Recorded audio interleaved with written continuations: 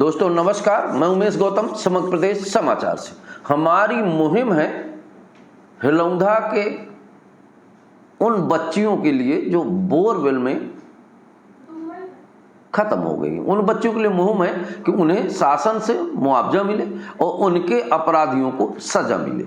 इसके तहत हम आपको कुछ बातें आज स्पष्ट तरीके से बताना चाहते हैं कि हिलौंधा में जो बोरवेल में 2 बच्चियां मरी हैं उसका कारण क्या है, और उस कारण के साथ आपको बता दें कि लापरवाही बरती गई है।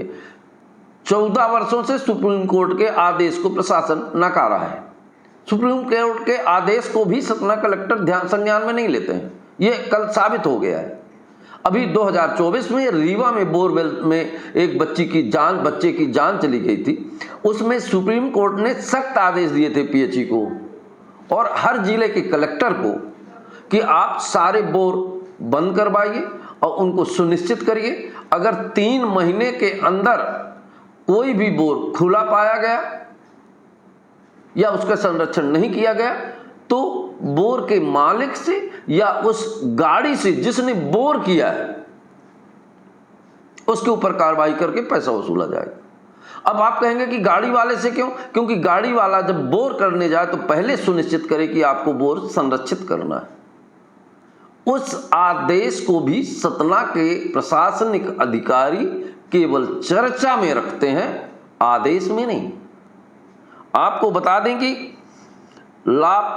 सुप्रीम कोर्ट के आदेश की लापरवाही की 14 साल से उड़ा रहे हैं ये लोग धज्जियां, उसका परिणाम आज 2 बेटियों की जान देकर भुगतना पड़ा। अब आपको बताना चाहे हम इसलिए रहे हैं कि अब इसकी लीपापोती भी शुरू हो गई। कागजों के द्वारा इस घटना को बगैर किसी पर कोई मुकदमा, बगैर कोई मुआवजा के खत्म करने की चाल चलने लगी है। अब इस घटना को राजनीतिक रंग देने लगे हैं। कुछ अधिकारी मौके पे जाकर जांच की पीएचई वालों ने और उन्होंने जांच करके ये क्लीन चिट दे दिया कि वहां पर कोई गड्ढा नहीं पाया गया। पर समग्र प्रदेश की टीम ने जब पता किया तो पता ये चला कि अभी भी वहां 5 फुट का गहरा गड्ढा है और छोटी बच्चियों को 5 फुट के गड्ढे में मरने के लिए पर्याप्त पानी है। प्रशासन की संवेदनाएं मर चुकी हैं। किसी की मौत पे राजनीति खेलना है तो प्रशासनिक अधिकारियों को से मिलिए। प्रशासनिक अधिकारी निश्चित तौर पर गड्ढियों की महक के साथ अपनी कलम चलाते हैं। वर्तमान में सतना का तो राजस्व अमला इस बात के लिए गवाही देता है कि जब तक खुशबू नहीं आती तब तक साहब की नींद नहीं खुलती। इन खुशबुओं का कारण ही है कि आज पूरे जिले में तांडव मचा हुआ है। 2 बेटियों की जान चली गई पर अधिकारी इस बात की क्लीन चिट दे रहे हैं कि मौके पर कोई गड्ढा नहीं पाया गया। ना ही कोई गड्ढा है, ना ही कोई बोरवेल है। पर ग्रामीणों से मिली जानकारी के अनुसार पहले वहां बोरवेल था, बोरवेल में पानी नहीं था तो उसकी केसिंग निकालकर उसे खुला छोड़ दिया गया। बरसात में अपने आप भर गया और मिट्टी धंस गई और वो चौड़ा गड्ढा हो गया और 5 फुट का गड्ढा जिसमें 2 बेटियों की जान चली गई। सवाल वहीं का वहीं है। सवाल इसलिए वहीं का वहीं है कि उन बेटियों के साथ न्याय होना चाहिए, उनके परिजनों के साथ न्याय होना चाहिए। हम आपको एक संवेदनशील बात बता रहे हैं। ये बात सोचिए कि एक बच्ची की लाश तो 2 घंटे बाद मिल गई और जिस बच्ची की लाश 7 घंटे बाद मिले होगी उसके घर के माँ बाप 7 घंटे मरे होंगे, तिल तिल कर मरे होंगे।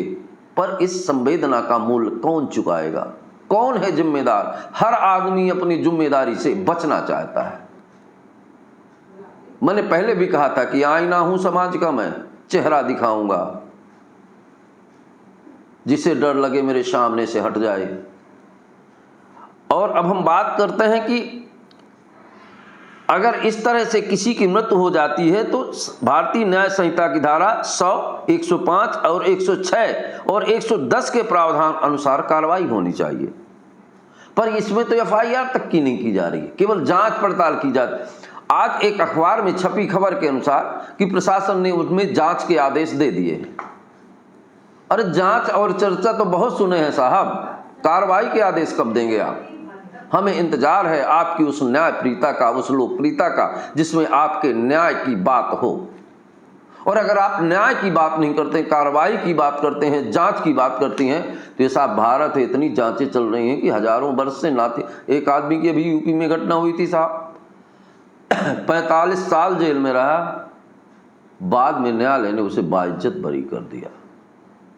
भारत की न्याय व्यवस्था और जांच व्यवस्था पर सवाल उठाना मेरा मकसद नहीं है, आईना दिखाना मकसद है प्रशासन को कि जांच के नहीं साहब, न्याय के आदेश करिए और उन बच्चियों को, उन ग्रामीणों को न्याय दिलाइए, ताकि ये सुनिश्चित हो जाए कि आने वाले समय में अगर किसी अधिकारी ने इस तरह की लापरवाही की तो उसे बख्शा नहीं जाएगा।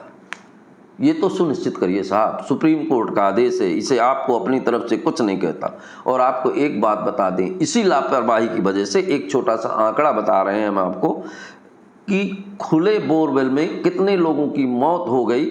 ये सटीक आंकड़ा तो गूगल भी नहीं बता पा रहा है, पर गूगल से ही मिली जानकारी के अनुसार 2019 से लेकर 2023 तक कुल 221 मौतें हुई। और उन 221 मौतों का जिम्मेदार कौन है? वो अधिकारी जिम्मेदार हैं जिनको ये दायित्व सौंपा गया था कि बोरवेलों को बंद कराओ।